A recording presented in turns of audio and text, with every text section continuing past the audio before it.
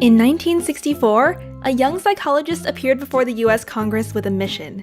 It was a time when most people thought that the reason poor people stayed poor was a matter of biology and had nothing to do with the environment they grew up in. The psychologist, Bronfenbrenner, wanted to change that and convince the world that to help those less fortunate, we also needed to change their surroundings. But did he succeed?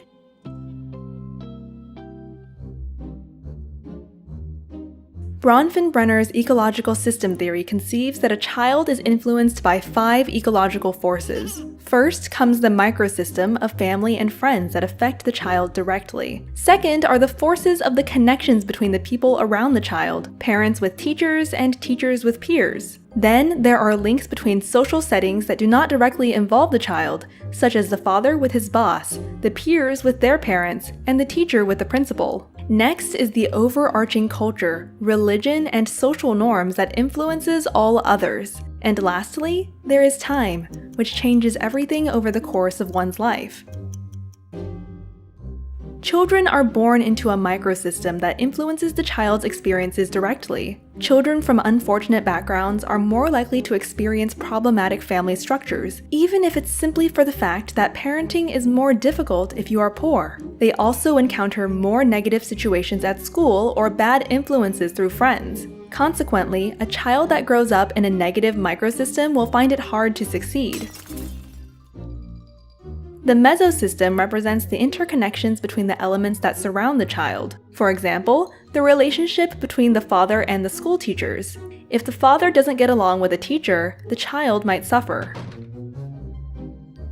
The exosystem involves the links between social settings that do not involve the child. For example, a child's experience at home can be influenced by their parents' experiences at work. If the mother loses her job, there might be more arguments with the father, resulting in changes in their interaction with the child. The macrosystem describes the overarching culture that influences all other systems, such as a child's geographic location and ethnicity. Intelligent people who happen to live in bad places are more likely to move to better ones, but that also means that they are more likely to be strangers in a richer society. So, regardless of the child's biological potential or upbringing, on a macro level, he or she may still be at a disadvantage. The chronosystem refers to changes in the child and the environment over time. As the child grows up, the parents may stop loving each other and divorce, which can be traumatic for an 8-year-old boy. 5 years later, he may have come to terms with how things turned out. But when the boy turns 16, his mom's new boyfriend moves into their tiny apartment, and things get difficult again. Bronfenbrenner, who was influenced by Lev Vygotsky and Kurt Lewin, convinced the US Congress that a child's prospect is not genetically predestined, but is the result of the larger environment they happen to be placed in. Children who grow up in unfortunate social structures, therefore, need a form of support that not only reaches their families, but also elements of their community. Bronfenbrenner's theory helped form the Head Start program in 1965, a government program that has served more than 35 million poor children since. Decades later, Bronfenbrenner and Stephen Sessi proposed an extension of this theory, called the bioecological model. This new model recognizes gene-environment interactions and acknowledges the role of heritability, but adds that genes themselves are under the influence of the environment. In other words, the process of heritability varies in a magnitude of potentials. How much a child can make of the potential they inherit depends on the ecological environment. Bronfenbrenner made a critical contribution to our realization that parent-child relationships do not exist in a social vacuum, but are embedded in the larger structures such as community, society, and culture. In order to develop well, he allegedly said, every child needs at least one adult who is irrationally crazy about him or her. Now it's your turn. Make 5 circles, draw yourself in the center, and add a timeline at the bottom.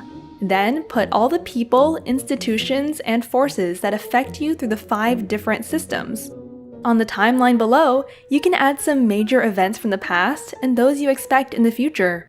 Can you tell how the 5 forces are shaping your life? To read more about the topic or download the video without background music, visit sproutsschools.com.